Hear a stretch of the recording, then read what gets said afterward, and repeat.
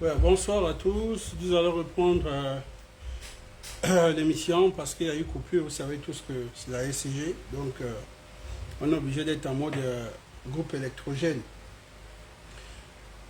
Le live de ce soir, c'est spécial. Léon Nzoué, la vie politique de l'homme. On a vu tous la dernière sortie de Léon Nzoué sur les réseaux sociaux qui a créé une grande polémique, une grande tollée. Nous avons tous vu que le retour était assez négatif. Voilà. Donc, on parlera du personnage ce soir qui est Léon Nzoué. Voilà. Et pour cela, nous allons d'abord écouter son allocution sur la personne politique d'Alain Claude Billy-Binzé. Donc voilà, j'espère que vous êtes prêts et nous allons commencer tout de suite. Un certain Alain Claude Billy-Binzé, dans sa quête de se refaire une virginité politique, s'est livré à un énième exercice d'envoûtement. C'est ce qu'on appelle ailleurs la danse des Billy-Billy. Aucun mensonge au Gabon ne prendra plus jamais l'ascenseur seul. La vérité a décidé de l'accompagner dans son ascenseur. C'est ce qu'a d'ailleurs révélé l'ancien maire de Libreville, Léandre Nzoué, dans sa déclaration faite devant la presse. En politique, il semblerait que rien ne soit anodin. Alors, nous nous plierons désormais, contre notre gré, à recadrer systématiquement l'homme et ses élucubrations qui n'ont d'égal que la forfaiture et la niaiserie dont il est le prototype. Nous retenons. Cette sortie, c'est pour venir recadrer M. Billy-Binzé par rapport à tout ce qui est violence verbale. Voilà. Et comme il le dit, ils ne vont plus se laisser faire. Donc, en quelque sorte, ce sont des soutiens qui se mettent en collégial d'un bouclier et viennent défendre leur leader politique qui est aujourd'hui la personne de Brice Oligui Nguema. Mais pourquoi cette sortie crée un retour assez négatif sur les réseaux? Nous avons vu, c'est le personnage qui est notre aîné, M. Léon Nzoué, ancien maire de Libreville, ancien au cadre du Parti démocratique gabonais. Comme je disais, il a démissionné pour des raisons personnelles. Je n'en sais rien. Et dans ses propos, aujourd'hui, crée une grande confusion. C'est deux refus de justice parce que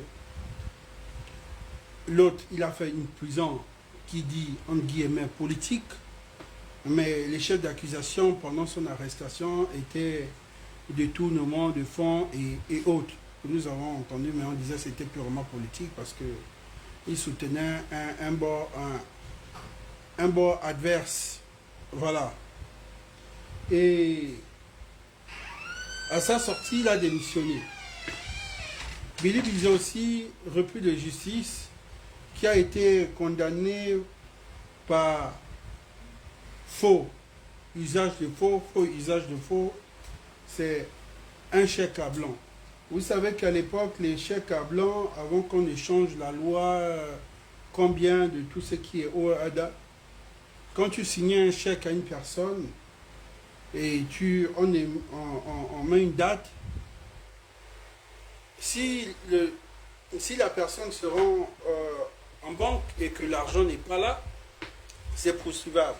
De toute façon, on se dit que quand vous signez le chèque à une personne, vous êtes sûr et vous êtes rassuré qu'il y a ce montant, ou ce montant passera la date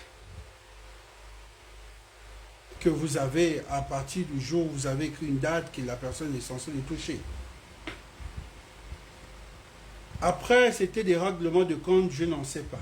D'autres disent que c'est le père Mba qui aurait voulu frapper par l'arrière, parce que dès que Billy-Binzé sort du gouvernement, quelques temps après, il est poursuivi par un Libanais Et ce Libanais, on se rend compte que il y avait, vous avez entendu la revanche, le problème de l'ancien maire d'Oyem avant la libération, où Billy Bizet était pointé du doigt. On disait que c'était le fouet, le retour du fouet, parce qu'on n'avait rien compris. Pourquoi le maire, en même temps, est accusé, preuve ou sans preuve, aussitôt arrêté. Et derrière, on s'est dit, bon, le maire aussi aujourd'hui se retrouve. Bon, ça c'est une histoire que peut-être que vous ne maîtrisez pas, les nouveaux.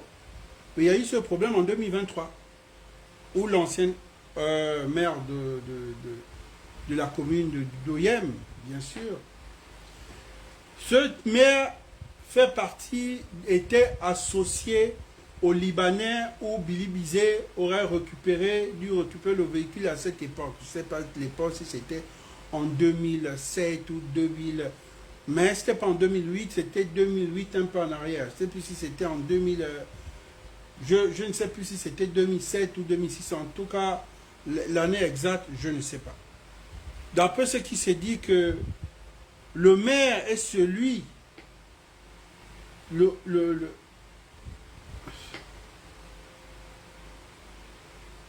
donc voilà, donc là c'est une petite parenthèse, ça veut dire que il faut essayer de repartir en arrière, expliquer les gens les points par point et vous montrer comment est la politique. Parfois quelque chose qui se passe aujourd'hui, vous vous posez des questions, pourquoi ça se passe maintenant? Mais d'autres personnes vont dire, mais c'est pas quelque chose d'aujourd'hui, parce que il y a de cela 10 ans, celui-ci indirectement avait fait ça à celui-là. Et celui-là, aujourd'hui, essaie de rendre aussi sa part à celui-ci. C'est la jungle, c'est la politique. Voilà. Et pour ça aussi, le maire aussi s'est retrouvé dans ce... Et ils étaient tout puissants. Premier ministre, d'accord. On ferme les guillemets. Revenons à Léon Nzoué. Léon Nzoué fait la prison, la fameuse prison qu'on dit politique, pour son appartenance ou à son soutien que nous avons tous vu sur les réseaux. Or, il soutenait les Algériens, ou indirectement, de la main noire, il soutenait les proches des familles des Algériens, c'est ce qui a été dit. Ça, c'est sûr. Mais, juridiquement, c'était pour détournement et quoi au niveau de la mairie de Libreville. C'est pour cela, il a dit que c'était un règlement de compte. Et en politique, on ne peut pas dire c'est faux. Pourquoi ce retour des commentaires ou une colère sur les réseaux par rapport à lui? Parce qu'en se disant, c'est les mêmes choses que nous t'avons reprochées dans ton environnement politique à la mairie de Libreville et bien d'autres postes que tu as toujours occupés. On disait toujours l'aîné qui est notre aîné. Il y a toujours cette arrogance, toujours ce mépris envers les autres. N'oublions pas aussi son passé aussi, qui n'est pas aussi un passé assez clean. On s'est dit que la prison arrive à corriger ou arrive à donner une certaine maturité au niveau de sagesse, bien sûr. Comment se fait que le grand il sort en démissionnant du PDG? On s'est dit oui, c'est bien. Après, silencieux dans son coin, pas de sortie politique, le monsieur apparaît lors du référendum, il n'y a pas de souci. Mais voir ce rebondissement du grand Léon Nzoué, on a l'impression que nous sommes au PDG. Le même comportement, un même gestuel, on se dit que nous sommes en train de vivre un film d'horreur. Les gens se disent que on pensait que l'homme a dû changer, mais au contraire, on se rend compte qu'il est revanchard dans ses propos. C'était les propos sortis de Billy Bizet sur la crise post-électorale, d'un pouvoir que lui-même il a soutenu, parce que Léon Nzoué est mal placé de venir parler aujourd'hui de la crise post-électorale en tant que soutien et grand cadre de ce parti à l'époque, qui est comme Billy Bizet, bien sûr, parce qu'il n'est pas de l'opposition, Léon Nzoué. Et deuxièmement, aujourd'hui, il parle de tous et traite l'autre de refus de justice pendant que tous ont tous été condamnés, tous ont dû faire la prison. Donc un tolard ne peut pas venir pointer l'autre de tolard. Voilà. Deuxièmement, le grand Léon Nzoué fait une sortie où il, comme ce qui a beaucoup fait rire les gens, en parlant du parcours scolaire et professionnel de M. Alain-Claude Bilibizé. Pour cela, je dis, avant d'ouvrir cette parenthèse, je dis, nous les soutiens de la transition, indirectement, nous avons utilisé les mêmes armes et indirectement nous avons fait, parce que là, pour ça que je le dise, les mêmes pratiques machiavéliques que l'ancien système. Disons-nous la vérité entre nous. Parce que quand je sors comme ça, en tant que soutien, je viens dire aux autres, c'est pas bien. C'est pas bien. Même si nous sommes divisés en 3 catégories. La première classe, la deuxième, la troisième. Vous appartenez à la première classe, nous on appartient à la deuxième classe, il y a une troisième classe. Tout ça, c'est la classe qui soutient.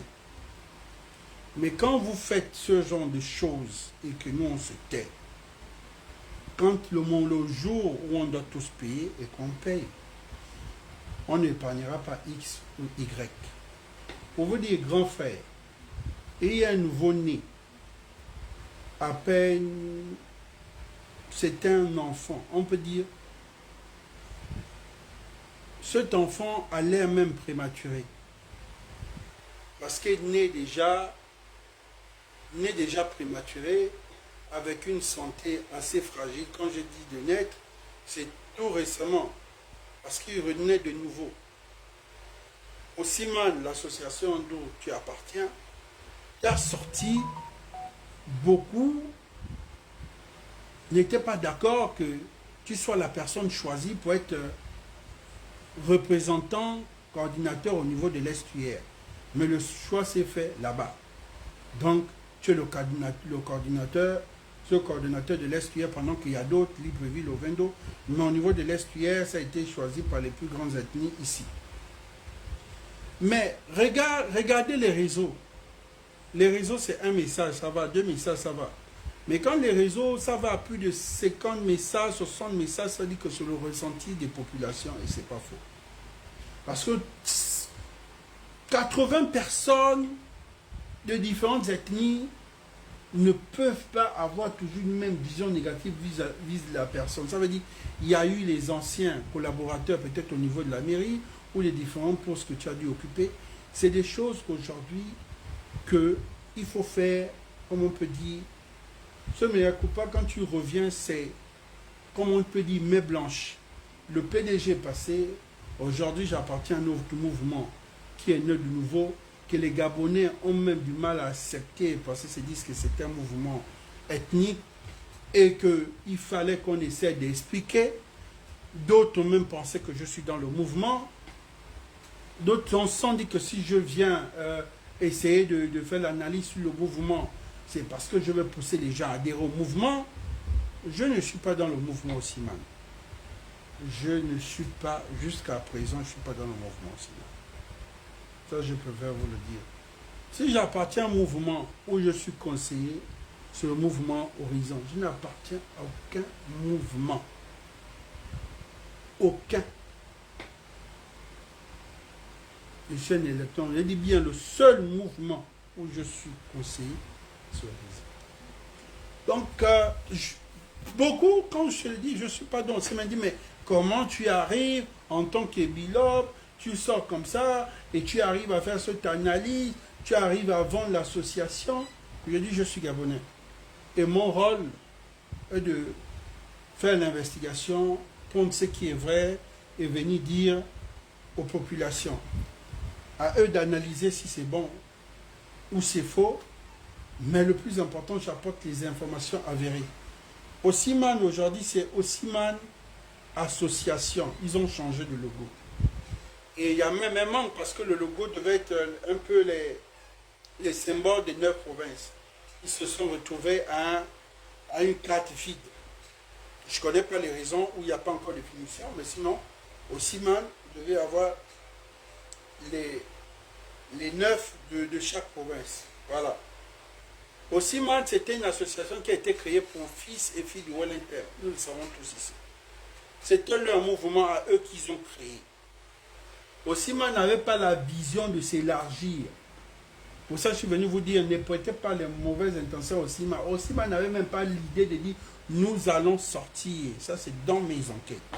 Et ils voulaient rester chez eux, comme les autres associations qui sont dans leur localité. Eux, ils voulaient faire pour eux, conçu pour eux, développer leur village, parce que le président est de cette localité côté paternel, et il a un côté maternel qui a une association qui est là plus de 30 ans, qui ont développé leur village, où on a positionné la plupart des cas dans l'appareil de l'État à l'époque de Bongo et bien d'autres. Aujourd'hui, ils ont un fils du village qui est à la tête au sommet de l'État. Bien sûr, deux côtés se disent que nous-mêmes aussi, nous allons faire la même chose, créer des projets pour développer. Et c'est un visage découvert. Le président qui se rend dans la province de Wellington et dit, je vous ai amené, il a amené mon ami qui est Fumé Idriss Ngari, mon grand-père, c'est mon combi, qui dit, voici, je vous ai amené ce patriarche. Lui, il a développé son village. Donc, vous les vieux d'ici, mettez-vous ensemble avec lui, demandez, il va vous aider, il va vous donner, expliquer. Ça, c'était dans le Wellington. C'était un visage découvert. J'ai l'impression que quand le chef de l'État passait quelque part, il a dit mais ça, 6 mois plus tard, les gens ont oublié. C'est ce qu'il avait dit. C'est ce qu'Osiman, après, il y a eu la sortie d'Osiman. Après, on a vu comment ça se développe au niveau des villages. Ce qui veut dire qu'ils ont compris quels sont les projets pour développer un village. C'est plus simple. On développe un village avec quoi? En filles et fils de cette localité. Comment développer un village avec filles et fils de cette localité? Il faudrait que ces gens soient des cadres dans l'appareil de l'État ou dans les sociétés, tout ce qui est privé, ou encore entrepreneurs. Pour ça, vous avez vu qu'il y a des entrepreneurs de cette localité qui ont eu des marchés. Pour ça, vous avez vu qu'il y a des cadres qui ont été promus au sommet de l'État, voilà, DG et autres. Voilà. C'est pour qu'ensemble, chacun essaye de contribuer au développement du village. Le développement du village, c'est comment? Ce sont les cotisations. Plus vous avez des cadres, plus ces cadres cotisent, et plus à la fin de l'année, ça fait combien? Ça fait 100 millions, 200 millions de francs CFA. Qu'est-ce que nous pouvons faire? Nous allons faire tel projet. C'est comme ça que le village, comment Tchoumou a fonctionné. Donc vous comprenez que eux, ils ont pris Tchoumou côté positif. Ils ne sont pas pris ça côté négatif, puisqu'ils ont vu qu'ils étaient quelque chose de bien. En retour aussi, ils ont copié, ils ont imité pour faire quelque chose de bien. Et qui? Il est président du côté de Osiman. Il est président aussi du côté de Tchoumou, président d'honneur bien sûr. Ce n'est pas une mauvaise chose. Paf, je fais les guillemets. On revient sur Osiman SQR. Qu'est-ce qu'il demande? Il demande aux gens de Louville d'élargir le mouvement. Beaucoup, ils ne sont pas d'accord parce que le mouvement était censé rester chez eux dans la localité. Mais il est le chef. Et ils trouvent peut-être, ils sont peut-être frustrés pour dire, bon, pourquoi quand c'était le mouvement des autres là-bas de ton côté maternel, tu les as peut-être pas imposés, et quand c'est nous, le côté paternel, tu nous imposes aussi de nous élargir. C'est sa vision à lui. Il paraît, et avec confirmation, il n'a pas envie que si aujourd'hui il déclare sa candidature, il soit accompagné par un parti politique. Ça, j'ai déjà dit, je répète et j'insiste et je persiste. Brice Oligui n'a pas l'intention de se positionner avec un parti politique. Il veut se positionner avec une association. Et cette association qui peut piloter les autres associations. Et sa vision, s'il a vu que c'est Osimhen qui peut hisser le flambeau plus haut, que d'autres ethnies, d'autres provinces ont refusé, ils ont leur raison parce qu'ils se disent Osimhen, c'est pour les gens de Wellington, Osimhen, c'est pour une ethnie, nous on ne veut pas. J'ai essayé d'expliquer, depuis ma dernière explication, beaucoup ont essayé de s'ouvrir par rapport au mouvement. Mais quand le grand Léon Nzoué fait encore une sortie ici, nous on reçoit des coups. Déjà, moi je ne suis pas communicant d'Osimhen, je ne suis pas porte-parole d'Osimhen. Je connais 2 ou 3 ou 4 fils dans l'association Osimhen, les gens m'entendent très bien, mais je n'occupe aucune fonction. Je ne suis pas adhérent, je n'ai aucune carte de militant ou quoi. D'autres ont eu peur, se disent, Osimhen demain deviendra un parti politique. Les PDG ont peut-être eu peur qu'Osimhen dans la vision de vouloir écraser le PDG. Et j'ai rigolé, j'ai dit lol. Ça va prendre assez du temps et même pas moins de 10 ans. Il ne peut pas avoir cette force-là. Osimhen pilote les autres associations. D'autres associations ne sont peut-être pas d'accord parce qu'ils sont déjà aussi implantés dans les 9 provinces. Mais vous ne pouvez pas dire que vous soutenez un leader et vous ne partagez pas la vision de ce leader. Sauf si c'est à but de destruction. Là, je dis oui. Parce que si un leader vous dit nous devons sortir et massacrer les Gabonais, oui, là c'est dans un but. Mais si c'est dans un but d'apporter un plus par rapport à ce leader, je ne vois pas. Puisqu'il y a beaucoup d'associations qui ont plus rejoint d'Osimhen, mais qui ont gardé leur, tout ce qui est test et autres, et statut juridique, et garder leur nom, il n'y a pas de problème. C'est juste qu'il veut que les Gabonais se mettent ensemble, comme je disais, c'est un militaire, il a une vision assez large. Les militaires se mettent toujours ensemble pour être plus forts. Mais lui, il ne comprend pas que chaque homme politique, en politique, qu'on est solo pour gagner plus, pas pour être plus fort. Les politiciens sont en ordre dispersé, c'est parce qu'en temps en ordre dispersé, je gagne plus. Si nous sommes 5 et qu'on nous donne 10 millions, chacun va avoir 1 million et quelques, 1 million et quelques, si nous avons. Mais si je suis seul et que j'ai mon association, j'aurai mes 5 millions moi seul. Donc c'est comme ça que les hommes politiques ont toujours fonctionné depuis la nuit des temps. Être seul, ne pas être plus fort, mais manger plus gros. Pour ça, vous voyez que la politique est toujours stable. La remarque ici au grand Léon Nzoué, en se disant, cet enfant est fragile, vient à peine d'être né à l'estuaire, prématuré. Nous avons vu comment le refus un peu de Gabonais. Quelque temps après, c'est toi qui sors avec tous tes jeunes frères venir attaquer un homme politique candidat à la prochaine présidentielle. Tu n'es pas le prochain candidat. C'est quoi le but? Pourquoi tu veux aujourd'hui faire quelque chose qui va fragiliser le mouvement? Parce que même entre eux-mêmes, hein, ça vient et ça vient vers nous. Vous savez que l'homme est hypocrite. Ils sont là, ils peuvent dire c'est l'aîné, ils sont derrière lui, mais au fond, ils ne sont pas d'accord. Et on se rend compte que sa sortie, ce n'est pas une sortie travaillée. Parce que quand le grand sort son allocution, c'est son discours. Donc voilà, il est censé déjà d'avoir son tête. Il a travaillé ça toute la journée. C'est un discours. C'est différent de venir faire l'analyse ou les mots doivent venir, où tu dois réfléchir. Et voilà, et voilà. Mais quand le grand fait, il fait la même chose comme ça sorti quand il était au PDG à la mairie de Libreville en disant « Moi, je suis là, c'est Ali Bongo qui m'a mis là, je suis là pour sécuriser les trucs d'Ali Bongo en 2023. » Ça veut faire tout un bruit. Aujourd'hui, il vient s'attaquer à Billy Bizet. Nous sommes d'accord, nous sommes contents parce nous sommes du même bord. Or, il soutient Oligui, nous aussi on soutient Oligui. Mais quand c'est pas bien fait, nous reculons en disant ça c'est pas bien fait. Et nous montrons aussi de l'autre côté que nous, quand c'est pas bien, nous aussi on dit que c'est pas bien. Ne mélangez pas tout le monde. Ne pensez pas que c'est Osimhen qui est derrière sa sortie. ne sachant aussi que d'autres ont été surpris, sachant bien que il paraît que cette sortie a été reportée depuis 2 jours. Donc si c'est depuis 2 jours, ça veut dire que c'est avant même la sortie de Billy Bizet le samedi. La sortie devait être faite à... Cette sortie-là, c'était le jour que Billy Bizet a dit il ne va pas servir l'aide de camp. Bien sûr, il a servi le père, il a servi le fils, le père qui est Omar Bongo, le fils qui est Ali Bongo, et l'aide de camp qui est Brice Clotaire Oligui. Et moi, j'ai répondu en disant... Mais Billy Bizet a servi la femme, la belle-fille, et le fils, le petit-fils, c'est même trop loin. Il a servi la belle-fille qui est Sylvia et le petit-fils qui est Noureddine. Donc on ne voit pas le mal s'il vient servir l'aide de camp. Mais il a ses raisons.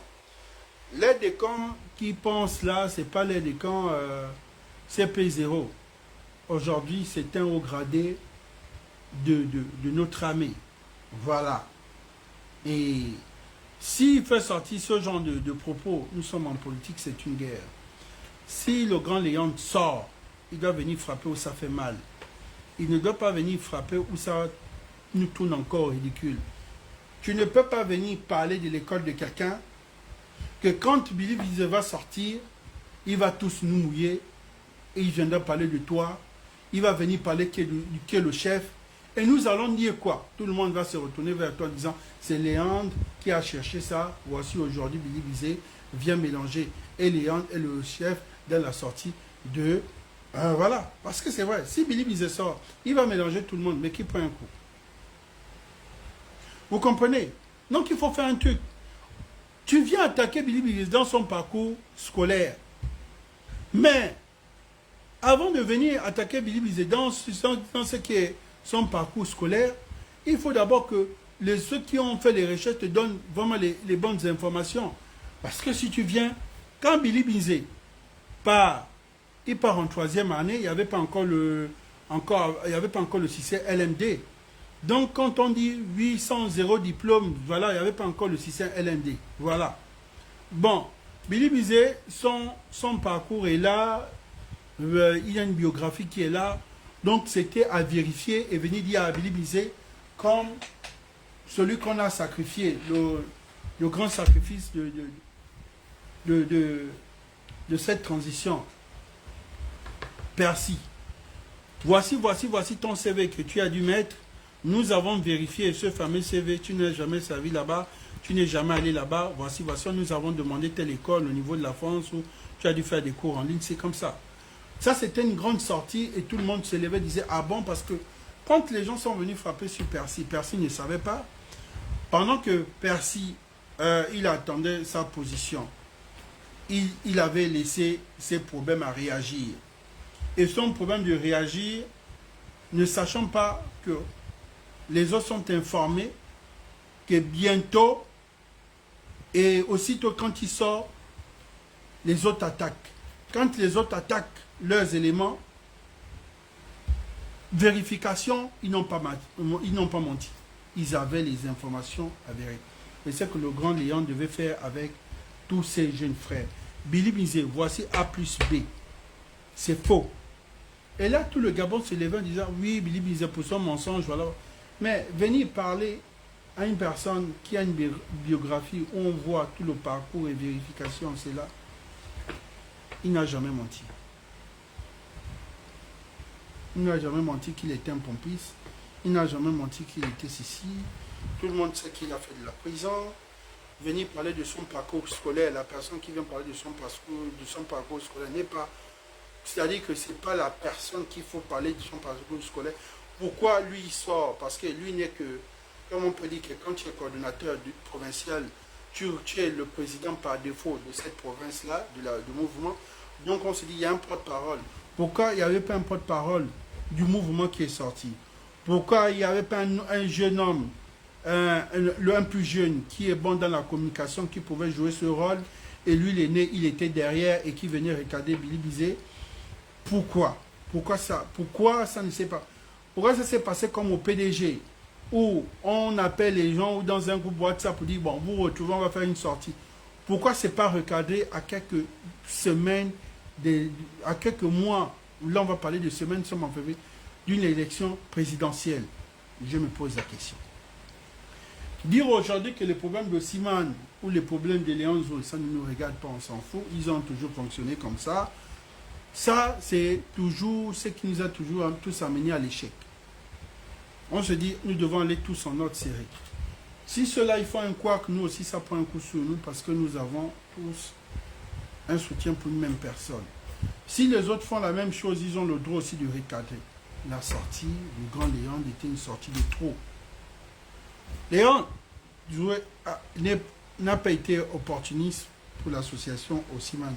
Il a juste eu l'intelligence de saisir l'opportunité afin de pouvoir rebondir. Il a compris que s'il rebondit par l'association Osiman qui a pour vision demain de positionner les cadres autres ou bien voilà. Mais aujourd'hui, opportuniste, c'est la sortie. Cette sortie opportuniste, c'est pour dire, me faire voir, pour montrer que il y a un gendarme qui est là. Voilà. S'il y a un gendarme, laissez les gendarmes qui ont le même grade que Billy Mzé. Prenez quelqu'un qui est fort aussi dans tout ce qui est l'art oratoire. Prenez quelqu'un qui est très éloquent comme Billy Mzé, qui vient regarder Billy Mzé et qui demande Billy Mzé A plus B que on veut un débat télévisé, vous et nous. Et maintenant, si Billy Mzé ne sort pas, là c'est celui-là. Mais celui qui sort, si demain Billy Mzé sort et dit, bon, moi je veux un débat télévisé avec Léon Nzoué, voilà, avec tous les médias, nous on fait comment? La question que je me pose. Quand vous faites vos choses, vous ne dites pas aux autres, c'est votre mouvement. Mais votre mouvement, c'est un mouvement qui veut prendre tous les autres mouvements pour qu'on impose pour pouvoir soutenir le chef. Maintenant, si votre mouvement commence à faire ce genre de sortie, tous les autres mouvements vont dire non, nous on ne vous soutient pas. À partir d'aujourd'hui, monsieur le président, nous on ne peut pas accepter de fédérer dans ce mouvement. Ils font des sorties, une opinion, ils ne disent pas aux autres. Et dans ces sorties, c'est des sorties maladroites. Et dans ces sorties ne sont pas recadrées. Et pendant ces sorties, les personnes qui font la place qu'il faut, on ne sait pas pourquoi. Il n'est pas le porte-parole. Il n'est pas la personne mieux placée pour faire sortir ce discours. Quand vous nous dites qu'on doit tous se mettre ensemble derrière ce mouvement, si c'est un mouvement qui nous fait tous tomber, on fait comment? Il faut savoir faire les choses. Vous voyez que l'analyse, c'est toujours ce qui est bien. Parce que ça fait du bien. Nous savons tous que là-bas, ça fait le bruit chez eux. C'est bien. Mais nous, quand nous sortons ici, c'est pour dire, nous sommes au courant que vous aussi, là-bas, vous n'êtes pas contents. Mais nous ici, nous ne sommes pas aussi contents. Si vous voulez que le mouvement devienne un mouvement national, regardez prochainement ce genre de sortie. Le grand Léon Nzoué, il a une bonne biographie, parce que sa biographie n'est que politique. On comprend que il a des assises politiques, il a l'expérience politique. C'est bien avant 2008. En 2008, il était déjà maire. Il était déjà maire en 2008. Dans un arrondissement. Imagine déjà à cette époque. Ce n'est pas donné à n'importe qui. Il a déjà l'expérience déjà. À l'époque de Toutou Méman. Donc ça veut dire que ce qui veut dire à l'époque de Bongo Omar, il avait déjà, il occupait déjà des fonctions. Donc imagine à l'époque d'Omar, il était déjà maire d'un arrondissement. Ça c'est déjà. Donc aujourd'hui, parcours politique, il est assis, il a l'expérience. Mais ça ne suffit pas. Ça ne suffit pas. C'est ce manque-là qui fait en sorte que ça nous embête. Il faut avoir des conseillers. Il faut avoir des coachs. Parce que il y a des choses qu'on ne peut plus faire. Demain, il peut occuper des fonctions de ministre et autres. Mais les gens vont être sceptiques en disant non, non, non. Il ne faut pas que demain il y ait un scandale. Sans dire que quand on atteint ce degré de responsabilité, il y a des choses qu'il ne faut plus faire. Tout récemment installé comme coordonnateur, pourquoi? une telle sortie? Et pourquoi utiliser les visages connus d'une association qui a envie de s'implanter dans les 9 provinces? Ça fait 2. Ce sont ces visages que nous avons vus tout récemment derrière le président, la grande sortie, la grande cérémonie d'Ossiman Libreville, Estuaire bien sûr. Billy-Bizé a parlé. Nous n'allons pas rester là éternellement d'abord sur le Grand Léon. Nous allons aussi écouter Billy-Bizé, ce qu'il a dit et ce qui a pu déranger aussi les autres, parce que nous sommes en politique. Je vais répondre à vos préoccupations. D'abord, je vais commencer par l'aspect politique. Est-ce que vous avez déjà entendu dire que moi, j'ai fait arrêter un contradicteur politique, que ce soit sur mon siège ou partout ailleurs, quand j'étais aux responsabilités? Est-ce que quelqu'un peut dire que lorsque j'étais ministre, des premiers ministres, je n'avais pas sur mon siège des compatriotes qui s'opposaient à moi? Je n'ai jamais engagé de poursuite formelle ou informelle contre un compatriote qui défendait ses idées. On n'est pas d'accord, il défend ses idées, mais je n'ai jamais usé de l'autorité que j'avais pour embarquer quelqu'un au milieu d'eux. Je ne l'ai jamais fait. J'ai été ministre et les syndicalistes ont mené des grèves dans les départements que j'ai gérés. Je n'ai jamais coupé les cheveux à un syndicaliste. Je vais répondre à... Il y a eu beaucoup de sorties comme ça. Je vous ai dit ici, vous ne connaissez pas qui est Alain-Claude Billy-Bizé. Alain-Claude Billy-Bizé, il y a des gens de sa génération et de sa formation, bien sûr. Il y a des gens qui ont été impactés par la vision, genre nous les plus jeunes, genre star politique, bien sûr. Ces deux personnes, quand on se retrouve, on peut connaître le personnage. Alain-Claude Billy-Bizé aujourd'hui, si nous sommes maladroits, nous allons fabriquer un martyr. Nous allons fabriquer ce martyr-là. Là, Alain-Claude Billy-Bizé avait été un martyr. Il veut seulement que dès qu'il y a une petite arrestation, il va seulement dire, vous avez vu, non, je vous avais dit que les militaires sont comme ça. C'est-à-dire que c'est quelqu'un qui vous pousse à bouger. Je dis, la meilleure façon de reprendre Alain-Claude Billy-Bizé, comme dans les débuts, comme nous avons commencé la transition, et qu'à l'époque, au début de la transition, il y avait les bons conseillers. Ces bons conseillers ont utilisé ma stratégie. La stratégie d'ignorer. On appelle le chien à bois, la caravane passe.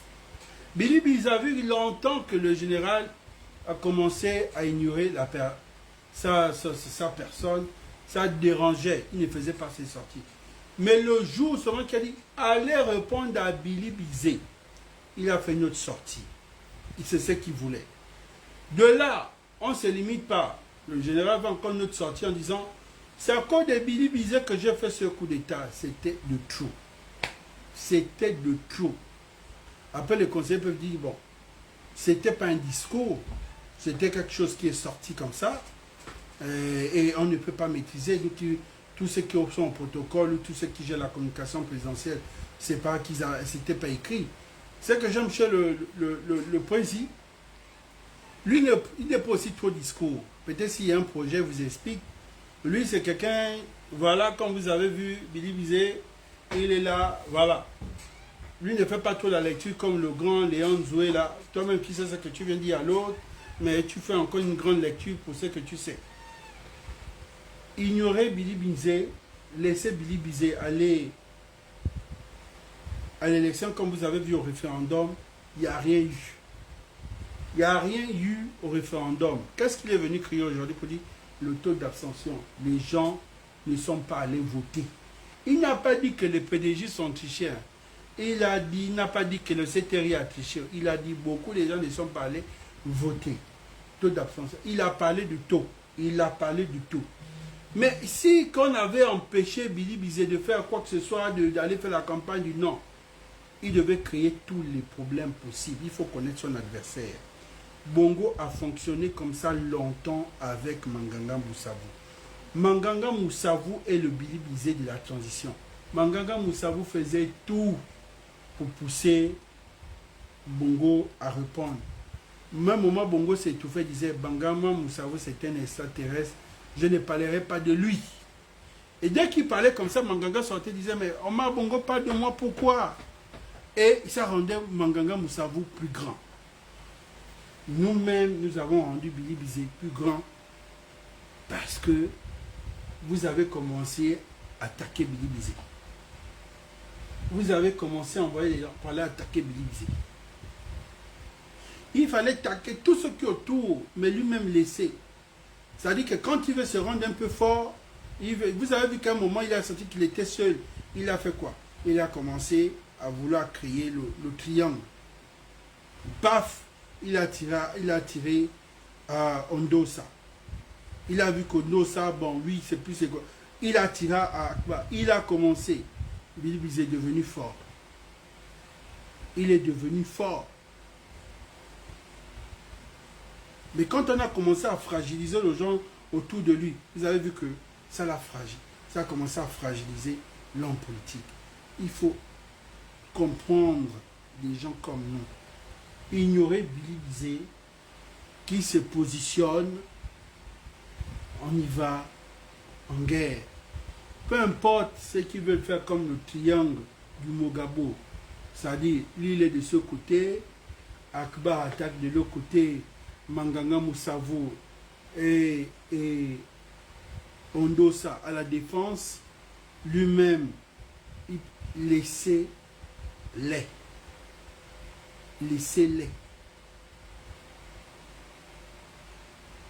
S'il y a une personne, si nous devons avoir des adversaires, s'il y a des gens que nous devons craindre, s'il y a des gens que nous pouvons craindre, ce sont les PDGistes. Ce n'est pas tous ces gens-ci. Ils se sont déjà écartés du PDG, donc ils se sont fragilisés. Mais ils ont compris dès le départ que les gars là, le parti a déjà pris parti pour telle personne. Moi, je quitte le parti. Il est parti. Si Billy Bizet avait le parti, oui, il devait être plus fort. S'il y a des gens que nous devons surveiller à la lettre, je vous le dis en vérité, si vous m'écoutez, c'est les gens-là, c'est ceux-là que nous devons être sûrs qu'ils sont avec nous. Nous devons être sûrs, est-ce que les gens-là sont vraiment avec nous? Être rassurés, ceux-là. Je vous le dis en vérité. Ce n'est pas tout ce qu'on nous montre. Si ces gens-là se lèvent un bon matin et mettent un candidat, je vous le jure, le game va être sale. Parce que nous savons tous que ces patriages, le Gabonais, c'est par clan ethnique, c'est par famille. Et la plupart, ce sont des patriages. Ils ont des jeunes cadres qu'ils ont déjà fabriqués au moins de 3 générations, des cadres ou d'autres au moins de 5 générations qu'ils ont formés, qui sont dans cette république. Grâce à eux. D'autres sont même déjà à la retraite. Ils sont toujours là. Et pourtant, ce sont les petits qu'ils ont amenés en politique. C'est ceux-là, s'ils veulent nous dépasser, il dit en dehors de ceux-là, on n'a pas d'adversaire. Mais si ceux-là nous soutiennent, on a peur de quoi? Je n'arrête toujours pas de poser cette question. Et nous avons peur de quoi? Si ceux-là, qu'on vous soutient. Je vous dis bien, si Blaise Louembe se lève un bon matin,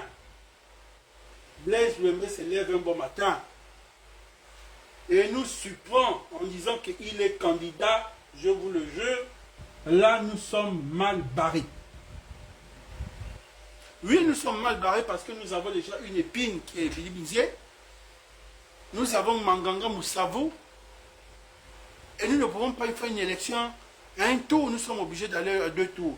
Et si nous allons à 2 tours, ils vont nous battre.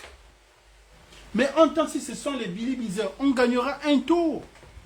Qu'est-ce qu'on ne peut pas vous expliquer simplement quand on est conseiller du président, quand on fait de l'analyse avec le président, dit, mais Billy Mizé ne peut pas, on ne peut pas aller au deuxième tour avec Billy Mizé, on ne pourrait pas aller au deuxième tour avec, ce soit Akbar, ce soit Ndossa, personne.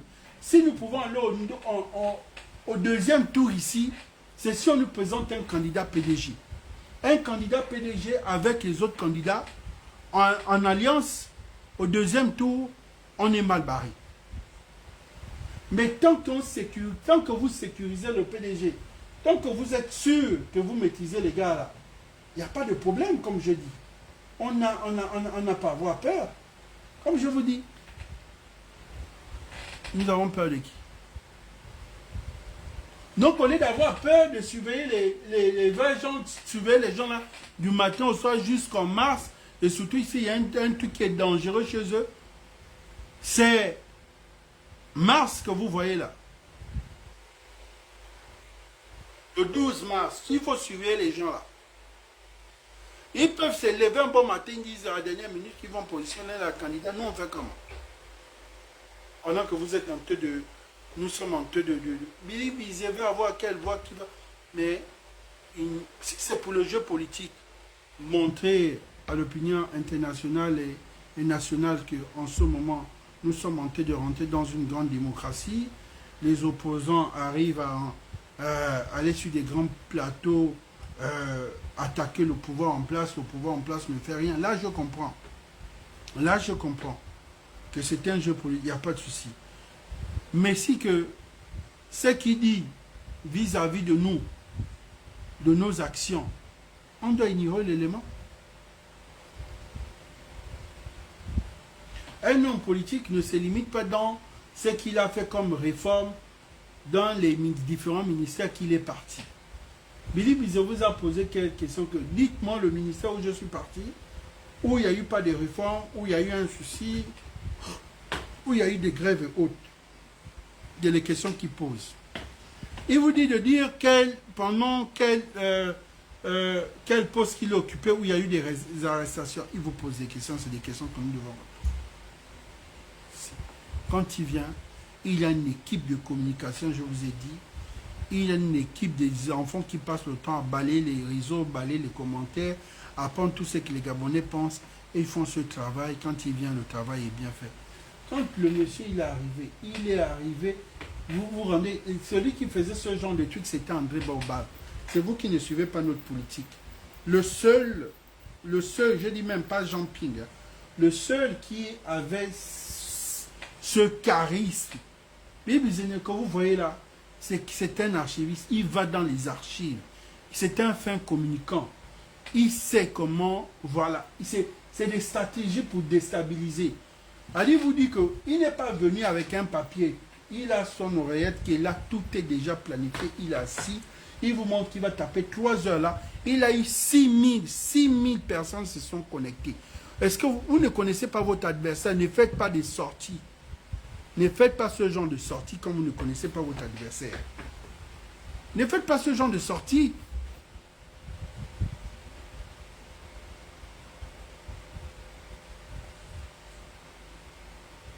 On a dit bien que les grands esprits discutent, se battent pour les idées.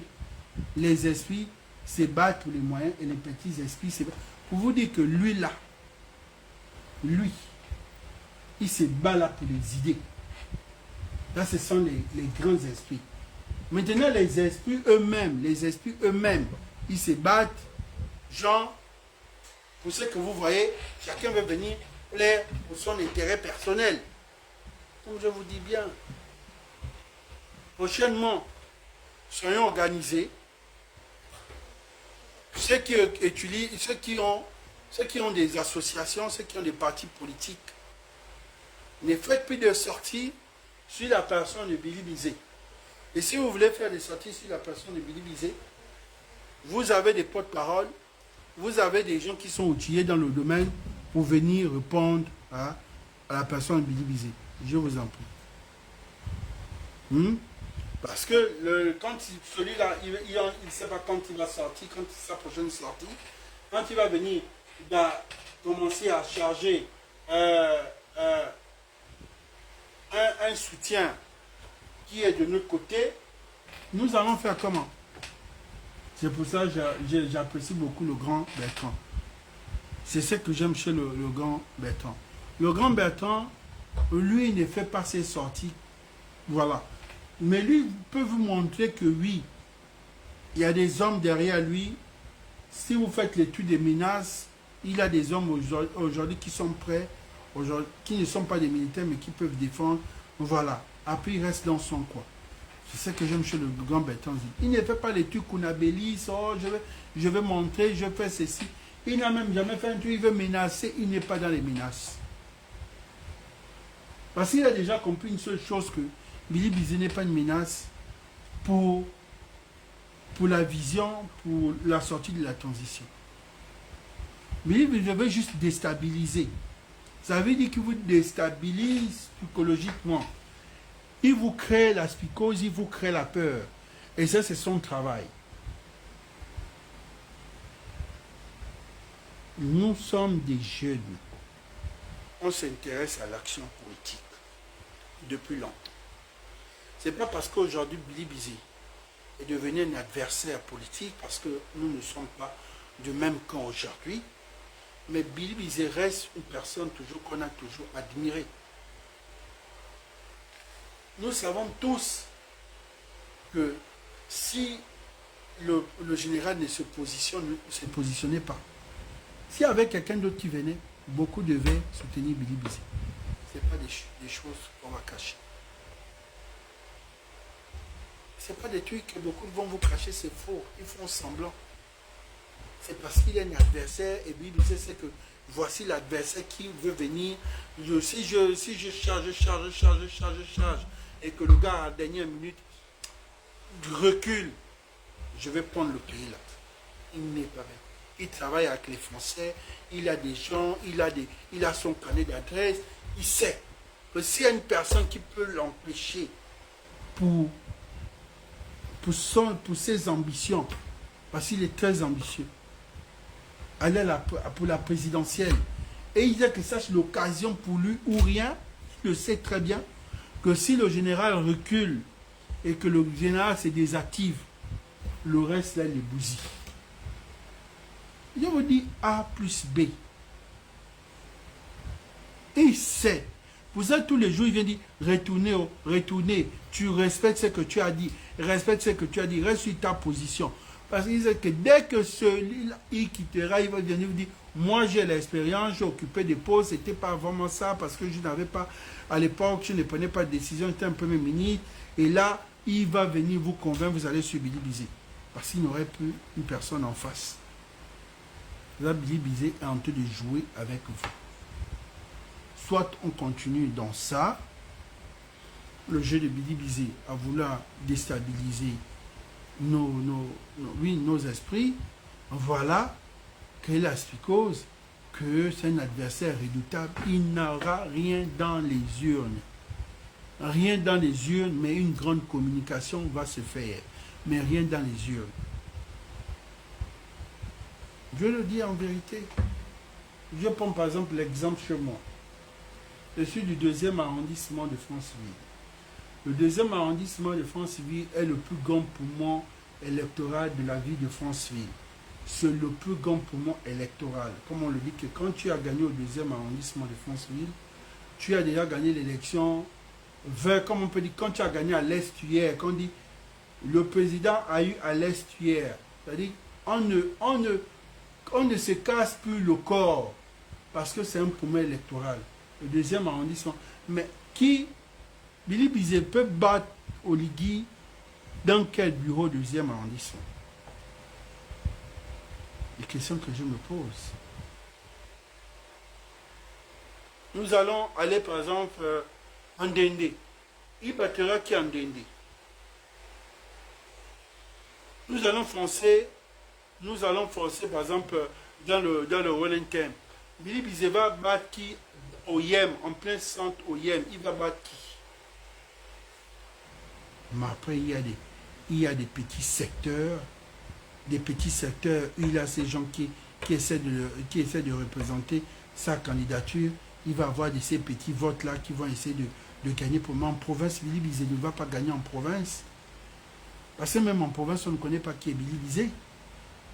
Le Gabon reculé, on ne connaît pas Billy Bizé. Les villageois, les chefs coutumiers, beaucoup ne connaissent pas qui est Billy Bizé. Même beaucoup là ne connaissaient pas qui est Oligui. Les gens connus Oligui, même dans les endroits reculés, c'est à cause de la libération.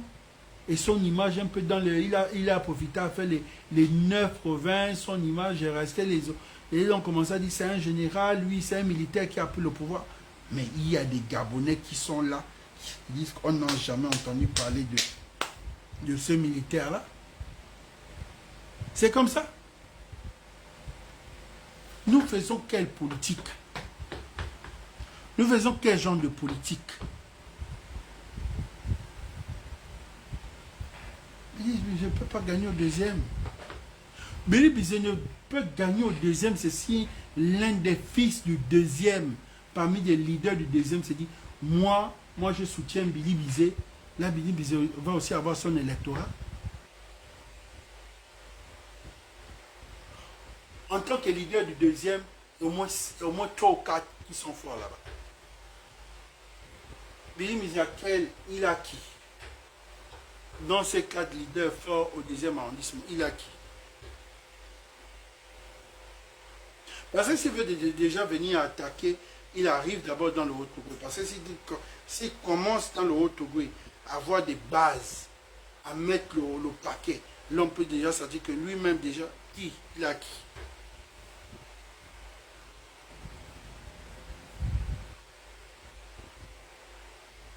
Donc arrêtons. En ce moment, le Haut-Togo est vierge politiquement, c'est-à-dire que à ces frustrations, il y a nos petites guéguerres, c'est vrai, il y a ce truc-là, mais nous ne sommes pas prêts à dire que nous allons voter la personne de Billy Bizé. Non, c'est pas encore maintenant. C'est pas encore là, nous ne sommes pas. Si nous sommes arrivés là pour Ali Bongo, oui, parce qu'il y avait ce truc-là qu'Ali Bongo est venu nous dire. Non, Ali Akbar n'est pas considéré aujourd'hui comme enfant du deuxième. C'est un enfant du deuxième.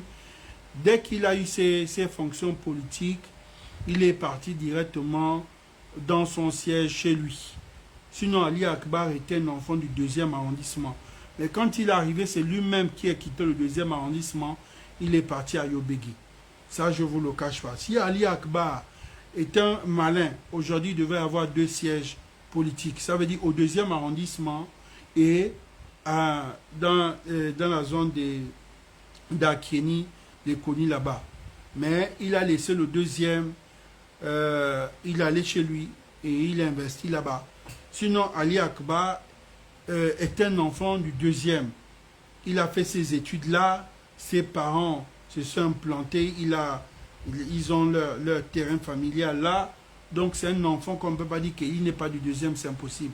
Mais il n'est pas considéré comme homme politique du deuxième. Vous comprenez? Il y a être considéré comme enfant du deuxième, il y a être considéré comme homme politique du deuxième. Il y a beaucoup d'enfants qui ont grandi dans un quartier, mais qui font la politique dans un autre quartier, ici même à Libreville. J'ai découvert. Quand tu découvres que toi tu es un enfant d'où, il va te dire, ben, moi je suis un enfant de là-bas, de Kembo, mais ma politique, je fais ça plus ici à Kanda ou bien. C'est un peu ça. Donc si Akbar était resté au deuxième arrondissement, à l'époque où il était tout puissant, aujourd'hui, c'était facile. Akbar devait fragiliser l'électorat. Je vous dis bien, les gens ne vous diront jamais la vérité. L'électorat dans le Haut-Togo, il y a 3 points. Ces 3 points, quand tu as déjà ces 3 points-là, c'est fini. Quand tu arrives au niveau de Franceville, tu prends le deuxième. Tu vas au Konja. La CB Bricolo. Tu es dans mon Konja. Tu es dans Mwanda. Tu as déjà le Haut-Togo. Tu n'as pas besoin d'aller dans chaque arrondissement faire tout le bruit. Tu n'as pas besoin de ça. Une fois seulement que tu as les voix au deuxième. Une fois déjà que tu es à Mwanda. Mwanda, où se trouve le grand, c'est Séverin Mayunou, où il est l'un des grands leaders là-bas. Le grand là. C'est celui que tu vois, oui, il fait partie des grands leaders là-bas. Oui. Donc si là-bas, vous avez le doctorat en Mwanda, c'est fini. Mais tous ces gens-là sont avec le général. Ils gagnent comment? Quel homme politique qui gagne? Vous avez au Konja. Ça, c'est les zones où il y a la rébellion. C'est-à-dire que ça, c'est les zones qui te disent que nous sommes avec toi, personne ne te volera les tours. Mais par contre, il y a d'autres villes, même s'ils sont avec toi, dès que les gens vont vouloir faire quelque chose, ils vont avoir. Parce qu'on sait que ce sont des zones où des gens sont prêts à mourir, mais ne se laissent pas faire. Les gens comme au Konja. C'est impossible. Si les gens de Konja te disent que nous, on te soutient, vous avez vu que la plupart de l'opposition au niveau des hommes opposants, quand ils arrivent, ils font quoi? Ils font toujours au Konja, qui était l'un des grands fiefs de l'opposition. À l'époque, parce que Jean-Pierre Lembouba était au PGCI, quand il avait ses guéguerres avec Bongo, donc le Konja était devenu... Et le deuxième arrondissement est l'un des premiers. Pourquoi? Parce qu'en 98, le deuxième arrondissement était la base de Jean-Pierre Lembouba. Il faut connaître. Les gens aujourd'hui vont se dire, oh, c'est le 4e arrondissement dans la zone la zone de le patriarche que vous entendez, Mbaya et les autres là, ça c'était après. Ça c'était après. Ça c'était un après. Mais le deuxième, là on vous parle de 98, parce qu'ils sont venus dans les années 2003, 2004, qui sont venus dans les autres arrondissements. Mais le fief, quand les Mbumba arrivent, ils passent par Okonja, Okonja ils descendent au deuxième arrondissement. Donc le deuxième arrondissement, c'est le fief de l'opposition à l'époque de Jean-Pierre Lembouba. Il faut connaître la position. Sinon d'autres vont venir vous mentir. Parce que Lembouba est fils du deuxième, il est investi au deuxième arrondissement. C'est là-bas où il y a eu sa radio qui a été bombardée par les gens de Bongo à l'époque. C'était sa base politique et tout ce qui était dans l'opposition à l'époque, que ce soit aux députations ou au local, c'était toujours le PGCI qui secouait là-bas. Après, quand les Mbumba, dès que les Mbumba a fait ses alliances avec son frère Bongo, le calme est revenu. Donc le deuxième s'est calmé. Le deuxième est revenu plutôt pédégiste, mais le deuxième arrondissement était toujours divisé en deux. Le PGCI et le PDG. Ça, il faut savoir. Le deuxième, beaucoup de gens se disent, ah non, le deuxième c'est aujourd'hui parce que Donsima ou Chambouillet est venu. Non, non, non, non. Faut pas, le deuxième a été toujours comme ça depuis, mais c'est juste qu'il y a eu un temps mort. Il y a eu un temps mort. Quand il y a eu les alliances de Bongo et les Mbumba, tout est rentré dans le calme. Mais quand les Mbumba, quand il y avait un opposant, l'opposant qui venait voulait toujours avoir les gens au deuxième arrondissement de Franceville. Il faut connaître. Et c'est comme à Mwanda. Mwanda, c'est un grand fief. Et c'est comme au Konja. Voilà. C'est-à-dire que vous ne pouvez pas faire aujourd'hui la politique à Mwanda sans le grand là. Alexandre est là-bas, oui, mais le grand aussi est l'un des appréciés par la jeunesse. Il faut prendre plus les gens qui sont appréciés par la jeunesse. Il y a deux types des électeurs. Il y a un certain âge, l'âge adulte, plus de la quarantaine est révolu. Ça, c'est une autre vague.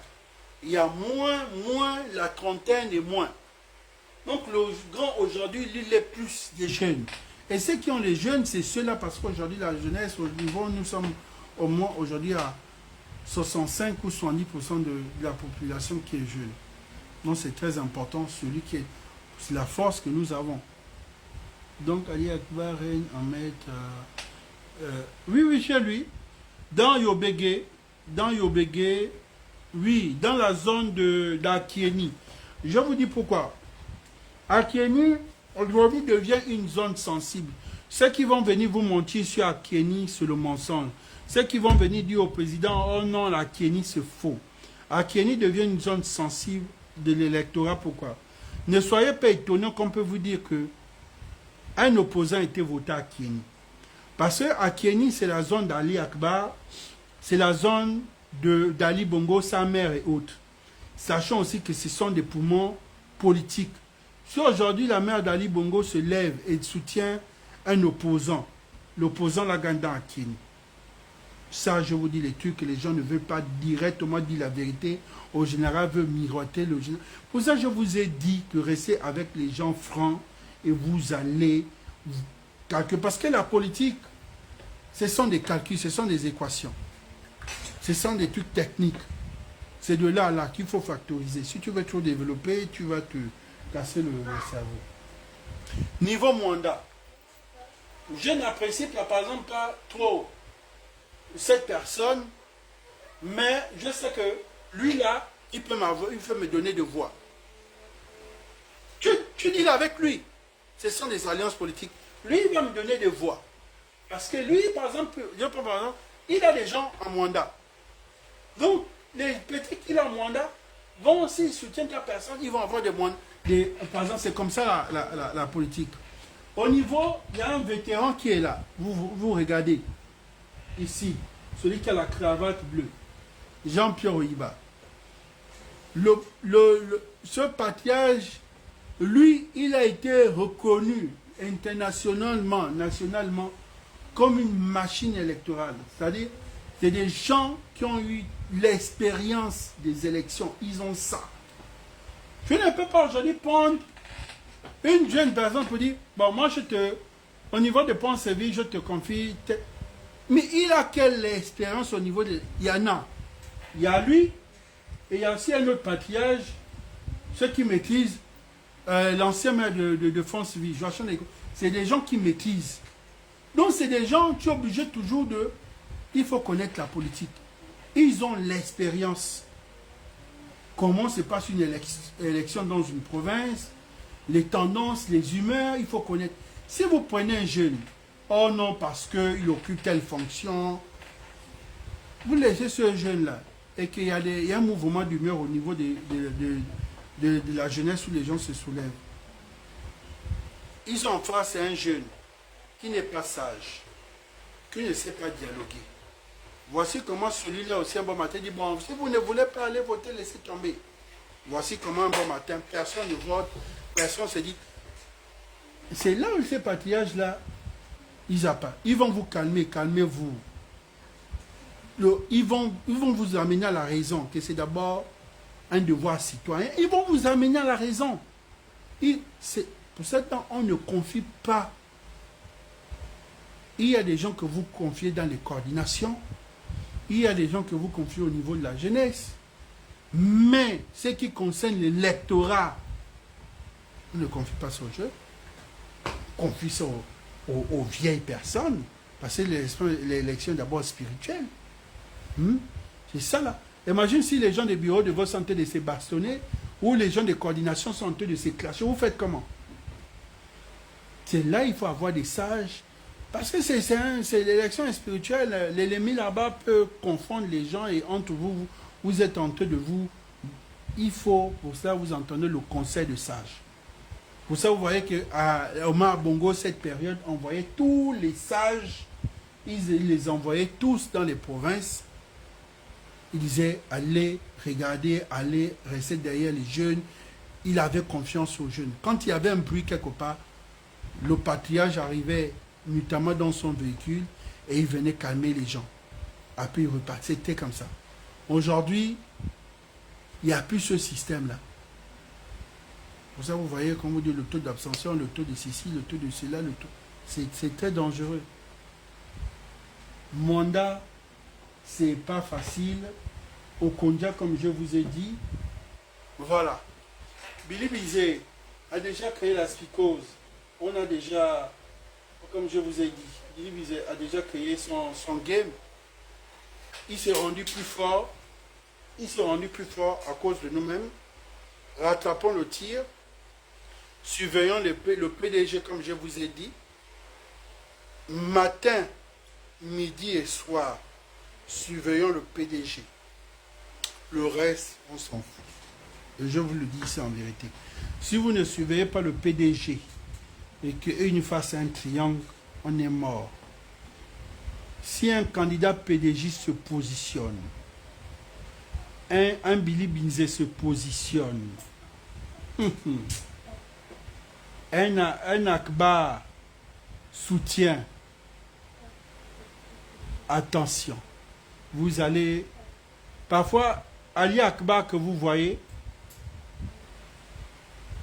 il est négligent parce qu'on se dit, lui, politiquement, dans sa province, il ne pèse pas. Mais est-ce que vous avez fait des enquêtes et de savoir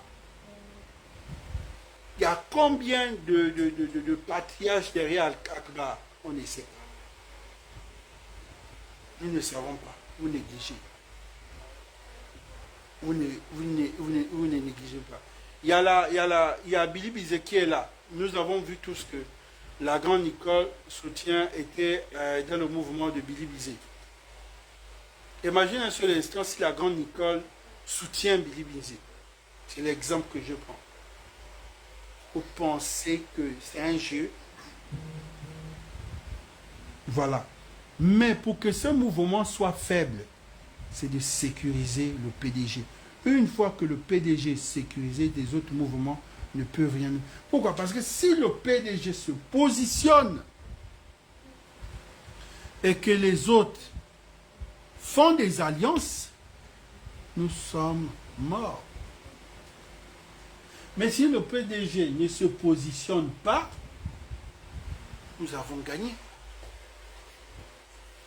Le but, est-ce que le PDG joue franc jeu avec nous jusqu'à la dernière minute?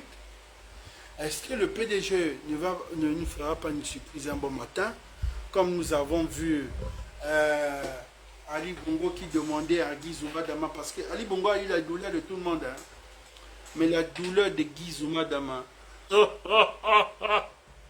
Non, Ali Bongo peut pardonner tout le monde, mais il ne pourrait jamais pardonner Guy Zuma. Je vous le dis en vérité ici. Ali Bongo ne pourrait pas pardonner Guy Zuma, pourquoi? Je vous explique. Il était avec le vieux, son père, il appelle tonton. Il dit, tonton Guy, j'aurais appris que les tendances que tu veux te positionner ou pas. Il dit, non, mon fils, ça c'est les choses. Il repose la question. Ali Bongo, rassuré, va faire sa déclaration sur le pont Ozuri. Guy Zuma a l'information. Guy Zuma, qu'est-ce qu'il fait? Il se dit, il faut que ça se passe en même temps. Parce qu'il ne faut pas que le moment, si je dois faire ma déclaration, il est sur place. Pourquoi il est sur place? Parce que quand le président est sur place, tout est concentré, les spéciaux sont là. Donc la sécurité, tout ce qui est sécurité au niveau national est là.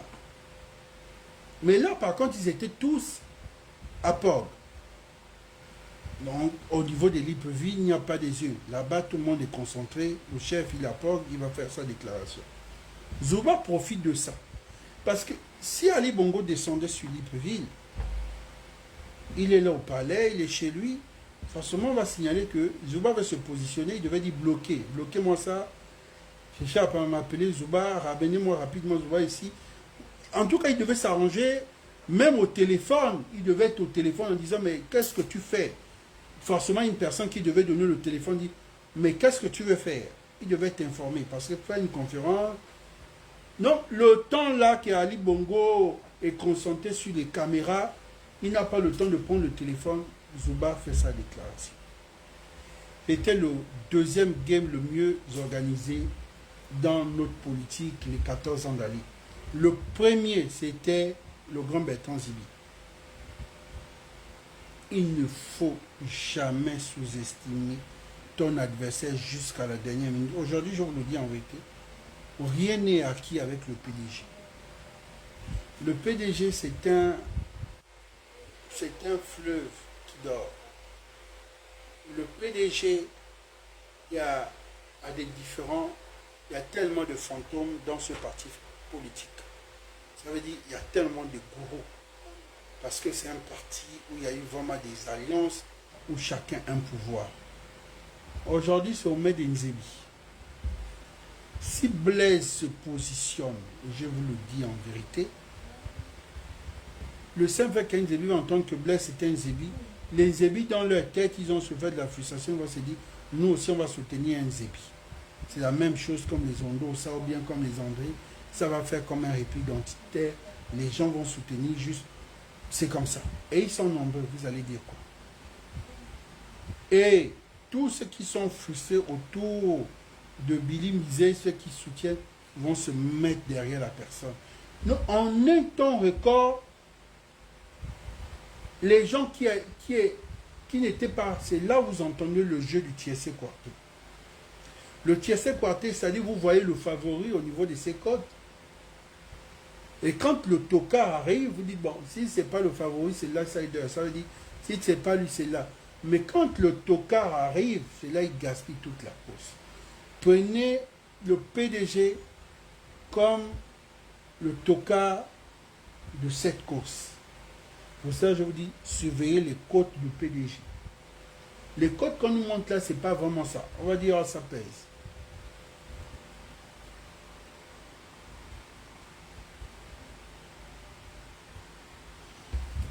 Non. Bon, je vais répondre à ta question. Mais si le PDG ne se présente personne et que le PDG soutient l'indépendance, ça ne va pas peser. Ça, c'est quelque chose qu'il faut comprendre. Le PDG, leur force à eux, c'est si eux-mêmes, ils ont leur candidat. Mais s'ils soutiennent un indépendant, c'est pas la même chose en fait. Et s'ils soutiennent un indépendant, ils vont se fragiliser en fait. Ils vont se fragiliser dans le truc, c'est beaucoup vont se dissocier. Ils vont se dire, ah, nous on ne sommes pas dedans parce qu'ils ne sont pas rassurés. Ils ne sont pas rassurés de dire, ah, les dépendants que nous allons soutenir là, est-ce que. Mais si le PDG eux-mêmes, ils s'engagent, ça crée d'abord au niveau des membres, c'est dit, si les gens là se sont positionnés, ils ne sont pas bêtes. Ce qui veut dire qu'ils ont les assises. Ce qui veut dire que si au moins ils ont été à la fond, si au moins, tu vois, ça donne un peu la force à tous les militants et autres. Et c'est un parti discipliné, dont tu vois l'apanage du bon militant. Tous ceux qui soutenaient aussi le général à la dernière minute peuvent être réticents. C'est-à-dire qu'ils ne montrent pas que nous on repart au PDG, ils vont être réticents. Je vous dis, je connais la danse, parce qu'il faut connaître la danse. La danse la plus dangereuse en politique, c'est n'est pas ceux qui se déclarent, oh j'ai démissionné. Là, c'est les tocards. Les patriarches du PDG, Baird, la Tortue, la plupart, tous ces vieux, ils sont l'oncle de Blaise Soulembe. Ils sont nombreux. Vous avez vu leur sortie quand on a positionné Blaise. Vous avez vu même le président de l'ancien président de l'Assemblée nationale, vous avez vu Boukoubi, vous avez vu. Ce sont des gens qui sont restés là pendant que les gars allaient tenter de faire leur désordre. La Team faisait ceci, faisait une nomination, avait écarté les vieux, le conseil de sage ne pesait plus. Vous avez vu les vieux là démissionner. Ils se sont dit c'est pour nous. Et ils savent même que les enfants la meurent même avant, ils vont rester. Ces vieux là, vous savez, ils avaient démissionné en esprit, mais pas physique. Le simple fait qu'ils avaient déjà quitté le parti, donc le parti là ne vivait plus. Mais vous avez vu le simple fait que les dieux là réapparaissent, vous n'avez pas senti un petit vent bizarre. Il faut comprendre. Les vieux là n'étaient plus dans le parti. Donc le parti, le côté spirituel là n'existait plus. Il faut connaître, c'est important. Il ne faut pas jouer avec. Le côté spirituel, ça veut dire que chaque mandat, donc personne n'avait mis les organes pour l'élection d'Ali. Personne n'était allé secouer son petit bâton pour dire on va soutenir. Personne, tous les vieux là étaient de leur côté et on les avait tous oubliés. On n'est pas venu voir chaque vieux pour dire, bon, le grand-père tel, lui, tiens ton enveloppe qu'on faisait en Bongo, ou bien quand Ali est venu, il était conseillé par les anciens qui disaient, ah, mais ça ne se passe pas comme ça. On remettait chaque sage son sac, ils aiment bien les sacs. Et c'est comme ça qu'il fonctionne. Ali a dit, oh, les vieux, on va encore les donner l'argent, pourquoi? Hein, ils ont déjà beaucoup investi, quel argent qu'ils ont besoin encore? Non, non, non, non, non, non, non. Ali lui raisonnait comme ça. On disait, non, mais c'est pas comme ça, une élection. Et il s'en foutait. Et c'est comme ça que vous avez vu ce qui s'est passé ici. Vous avez vu ce qui s'est passé ici? C'est à cause de ça que l'élection, vous voyez la date de la libération, c'est ça. C'est ça là qui a fait en sorte que ceux-là, ils ont perdu le pouvoir. Celui qui viendra vous dire le contraire, qui m'appelle pour un débat télévisé, peu importe la plateforme, je vais monter par A plus B que c'est ça là. Le PDG était déjà fragilisé entre eux. Les militaires, on directement dit, nous on ne soutient pas, nous on ne veut pas aller, on ne va pas aller faire quoi que ce soit. Ils avaient parlé clair et net. Clair et net. Clair et net. Dis-moi, tes propres militaires, tes propres militaires, les casernes, les militaires, ce n'est pas les hauts gradés. Tu leur demandes d'aller. Ils avaient déjà dit que nous on ne veut pas voter aller. Peu importe la pression. Pour ça, vous avez vu les activistes sont sortis la période là. Oh non, on est en train d'intimider les militaires à voter, les jeunes militaires. Parce que même ils avaient dit, nous on ne vote pas le gars là. C'est ça. Il a pris ça, il a gardé ça avec lui. Il n'a pas donné chaque province, comme on a dit, que va donner le sac. Ça c'était G1, G2, G3, G4, G5, G6, G7, G8, G9. Il y avait tellement. Après, il fallait partager. Ils ont tous gardé. C'est ça. Ces sacs-là. Parce que je me rappelle, une personne me disait, une maman là, une femme politique me disait, est-ce que vous savez que quand le président avait fait sa tournée, et comme il ne durait pas, il faisait quelques minutes, et nous sommes venus dire, mais la mobilisation et l'argent, on a dit qu'il faut voir Yann Goulou. Parce que Yann Goulou, quand il venait dans la province où Ali passait, il était censé dire, le gars, qu'est-ce qu'il faisait? Dès que vous avez mobilisé là, dès que l'avion démarre, ils ont fini au président démarre, il est déjà il fait semblant, il repart encore avec les sacs. Donc les gars là, ils avaient pris l'argent, ils ont... Mais attends, vous avez vu ça où? Le pouvoir était merdique. Vous avez fait la bousmate pendant 4 ans. Vous avez une élection qui est là. Vous voyez qu'au moins 80% des abonnés de voulant découdre avec vous. Ceux qui vous soutiennent, ce sont les militaires. Vous ne prenez pas les chefs militaires, vous les mettez en haut. Vous ne prenez pas un sac pour dire, bon, quels sont tous les corps habillés? Toi, tiens, ils n'ont pas fait ça. Et vous les appelez en disant, allez nous sécuriser la ville et on proclame l'élection. Et pendant ce temps, Noureddin a déjà pris son champagne avec 105 éléments, Steve, les autres, en train de... Donc ils sont déjà prêts, ils ont claqué le champagne, ils attendent là. Et chacun avait déjà partagé son poste. Donc, ils avaient déjà partagé le poste, ils avaient déjà fait leur liste. De qui se foutent-on? Ne sachant pas que parmi eux, il y avait déjà les taupes. Et ces taupes-là, c'est ce que vous avez vu pendant la transition, qui n'ont pas été arrêtés. Et vous posez la question, pourquoi ils sont autour du président, d'autres sont encore ministres, d'autres on les a nommés ministres? Parce que ces gens, ça a donné les informations que moi, là-bas, on m'a déjà nommé tel. Hein. Donc, il faut comprendre, il faut connaître vraiment ce qui est nécessaire. C'est ça. C'est ça là. C'est ça là le nerf de la guerre, une élection. Si un président joue aux avares avec ça, il est foutu. Tout ce que vous voyez là, c'est le bruit. Tous ceux qui font le bruit là, non, oh, moi c'est le mensonge. Et comme le père Manganga, dès que vous avez déjà envoyé un sac, c'est fini. Demain, il va trouver une excuse, il va dire aux autres, bon, écoute, Billy, je me sens pas bien, je m'avais fait mon check-up en France. Là, je sens, et il part là-bas, il fait les 2 semaines d'élection. Et voilà, c'est ça. C'est ça. C'est ça le nerf de la guerre. C'est ça le nerf de la guerre. C'est ça le nerf de la guerre. Je vous dis et je vous répète, c'est ça le nerf de la guerre. Quelqu'un d'autre ne vous dira ni plus ni plus. C'est ça le nerf de la guerre. Et dans une période sensible que nous allons dans 2 mois, il ne faut pas blaguer avec ça. Là, vous voyez, d'autres sont dans les intimidations, d'autres font les opposants sont en train de chauffer la transition, chauffer la transition, chauffer la transition. C'est à cause de ça.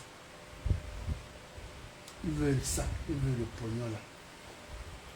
C'est tout, ni plus ni moins. Là, tu y allais, là, tu ne dors pas. Bon, c'est un peu ça. Pour ça, j'ai décidé de faire ce live un peu assez tard. Vous savez déjà, avec les coupures là, c'est fort. À Kanda, on enregistre 3 coupures au jour. Là, le programme a été changé. Nous sommes redescendus à 2. Et c'est comme ça. Nous avons en après-midi, bien après-midi, jusqu'à 17 h on remet. Donc, en après-midi, nous avons 2 heures de coupure. Et en soirée, vers ils peuvent nous couper à 22 h, ils peuvent nous couper à 23 h. Mais c'est dangereux quand vous coupez à 23 h comme ça.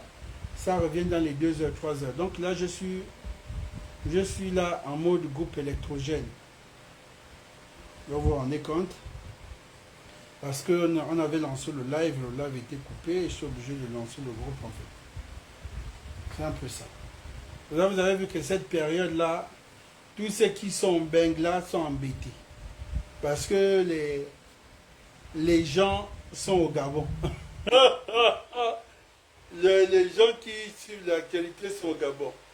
Donc, si vous êtes au Gabon, que la population est dans le noir, et ils font le live comment? C'est un peu ça. C'est pour ça que je disais que les plateformes TikTok ne sont pas des bonnes plateformes. Parce que ce sont des plateformes où, comme je disais, ces plateformes-là, ça ne laisse pas les lives comme Facebook. Et pourquoi j'avais décidé de revenir ici, d'abandonner cette plateforme là-bas. Alors si vous faites un live d'1 heure, après les 1 heure, il n'y a rien. Sauf s'il y a une capsule. Mais là, par contre, tous ceux qui sont dans le noir, à partir de 5 h, 6 h du matin, ils vont commencer à suivre le live, ils vont commencer à répondre, ils vont laisser les commentaires. Et voilà. Mais si c'était sur la plateforme TikTok, il n'y a rien en fait. Là, j'ai décidé de revenir sur cette plateforme depuis septembre 2023. Voilà, ce sont les raisons en fait. Et quand je faisais de l'analyse, vous savez que il y a la plateforme YouTube aussi, où beaucoup des comptes partagent des lives là-bas aussi, surtout pour eux aussi. Après, j'ai l'impression que c'est comme si j'étais un artiste sur YouTube. Dès que tu tapes seulement là-bas, tous les lives sont là-bas déjà. Mais moi, je ne gagne rien dans ça. Donc, je souhaiterais aussi moi-même personnellement créer une chaîne TV sur YouTube. Comment moi-même, le propriétaire, je n'ai aucune chaîne sur cette plateforme, mais il y a plus de 46. Donc ça veut dire que quelqu'un peut faire un album avec mes lives. Oui, quelqu'un peut faire une série, c'est-à-dire que tu peux faire une série de l'analyse politique de début jusqu'à la fin avec mes lives. Moi-même, le propriétaire, je suis là. Rien. Il faut savoir donner un pourcentage. Je suis quand même l'auteur, en fait. Il faut savoir. Il faut savoir, même dans un film, le réalisateur a un pourcentage, les acteurs ont un pourcentage dans la vie. Vous prenez plus de 45 lives, vous partagez ça en plateforme sur plateforme. C'est pas grave, c'est important. Demain, la petite génération va en bénéficier de ça. Et puis c'est pas grave. Merci, nous avons terminé le live. Surveillez le PDG pour moi. C'est ceux-là les plus dangereux, comme je disais. Surveillez le PDG. Et si vous dormez, tant mieux pour vous. Surveillez le PDG. Je répète encore, surveillez le PDG. J'insiste encore, surveillez le PDG. Rien n'est acquis. Nous avons encore rien gagné. Surveillons le PDG, je vous en prie. S'il vous plaît, surveillons le PDG. Ne négligeons pas, ne pensons pas que tout est déjà bon. Je vais vous montrer un petit bonus. Voici le gagnant de la transition. Voici le grand gagnant de la transition que nous n'avons pas vu venir. Voici le grand gagnant de la transition. Donc, il n'était pas, ses côtes au début, n'étant pas vu au début comme qui devait être un favori, à la fin, qui a été mis dans les cases des tocards. Et donc, personne n'a misé pour lui. Et c'est comme ça. À la fin de la course, il apparaît avec le poste le plus juteux, énergie, et on rajoute encore comme porte-parole. Imaginez les honneurs et autres. Le gars tombe. Le grand perdant de cette transition, c'est ce Ténier-là. J'ai vraiment mal, celui le grand perdant de la transition. Je dirais par plus méchanceté et parce que je me dis par plus méchanceté, je dirais, quand je ne sais pas, il y a des gens personnellement, ça peut être mystique, les ennemis mystiques. Mais je n'arrive pas à comprendre que dans cette transition,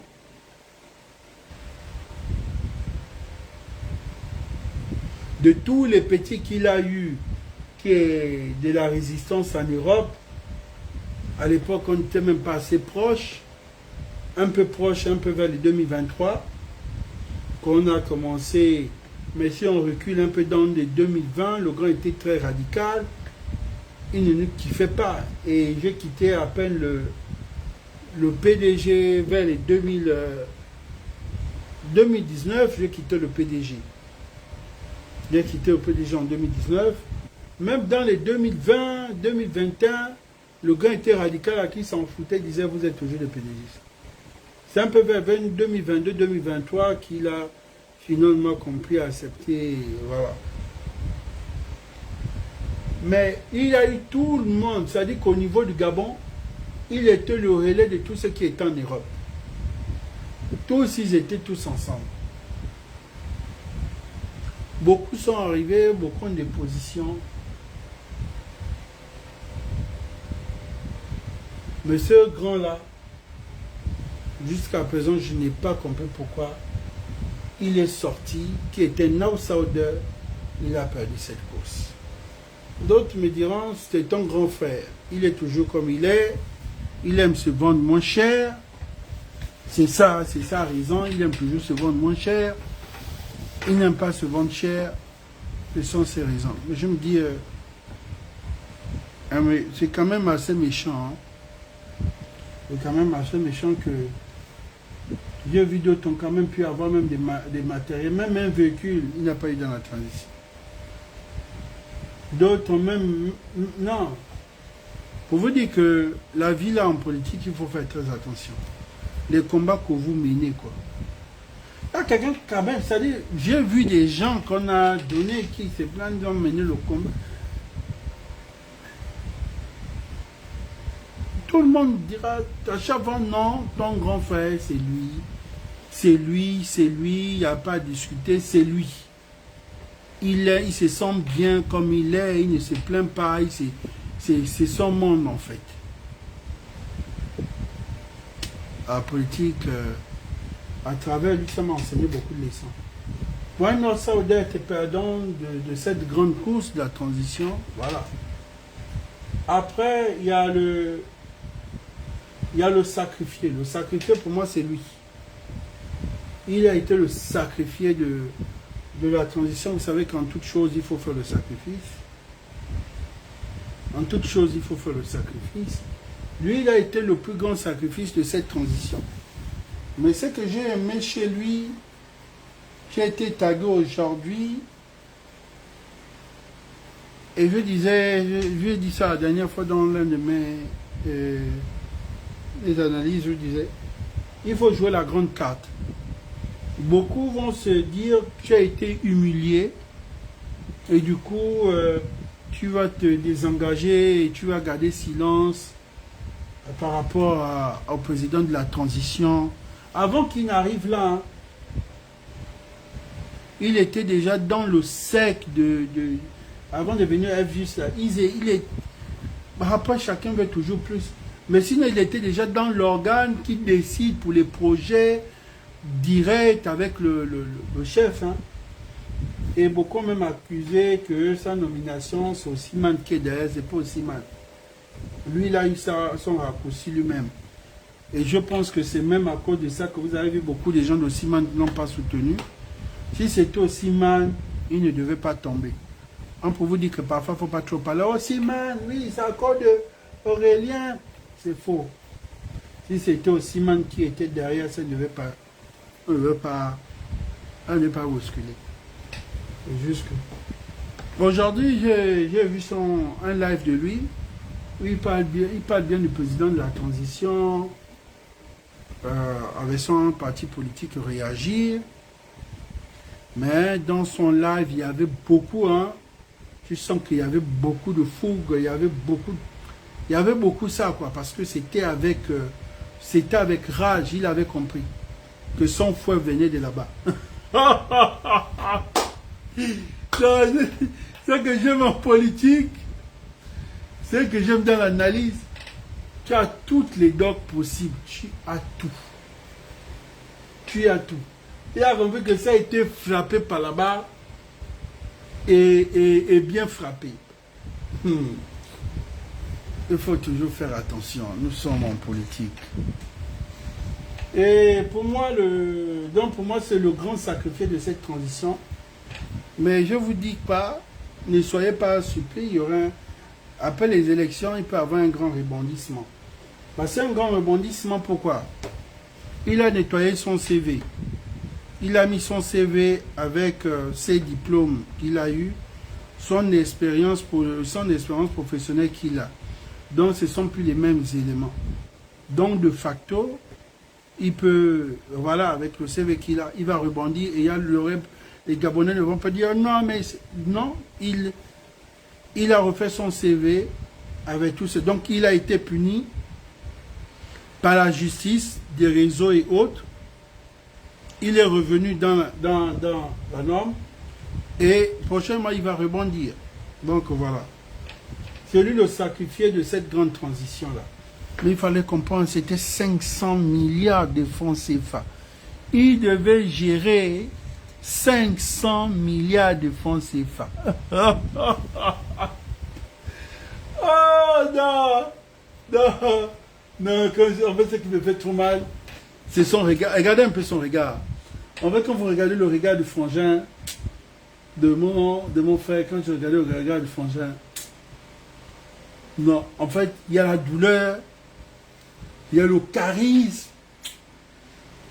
il y a un peu le côté, il y a un peu, il y a un peu le côté sourire.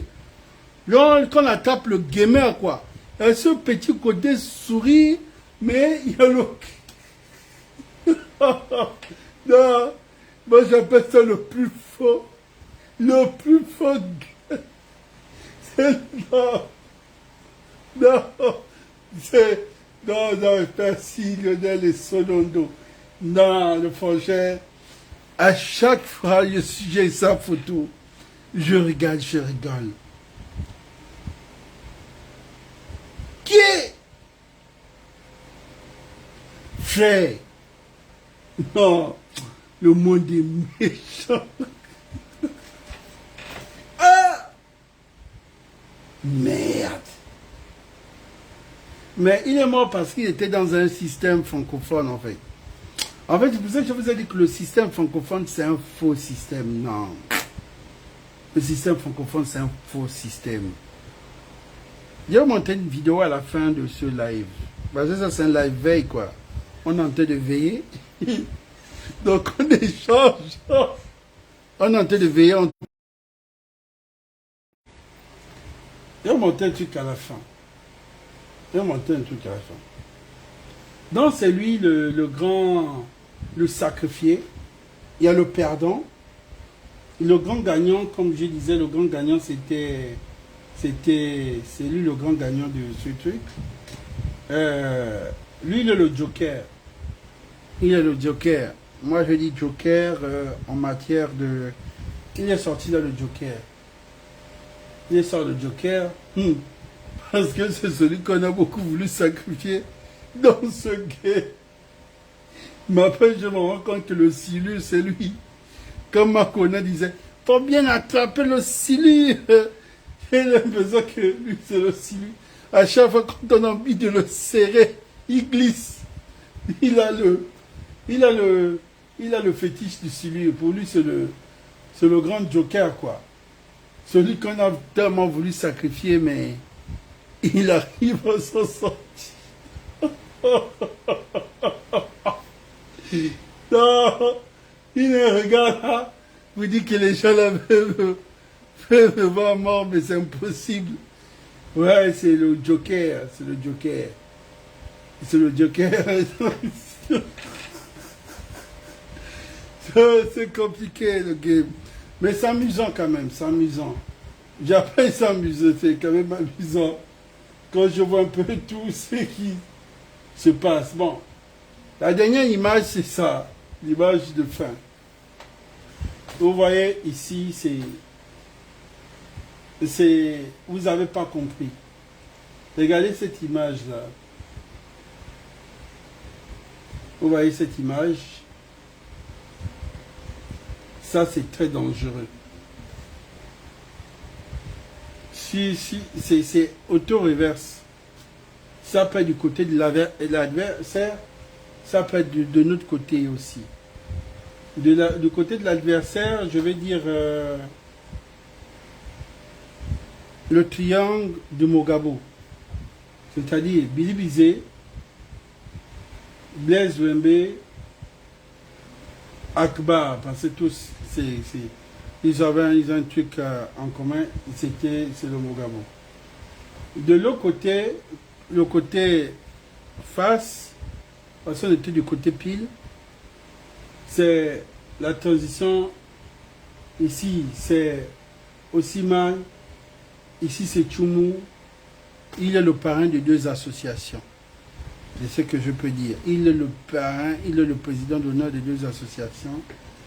Donc vous comprenez que côté paternel, côté maternel qui sécurise, lui-même il est au milieu.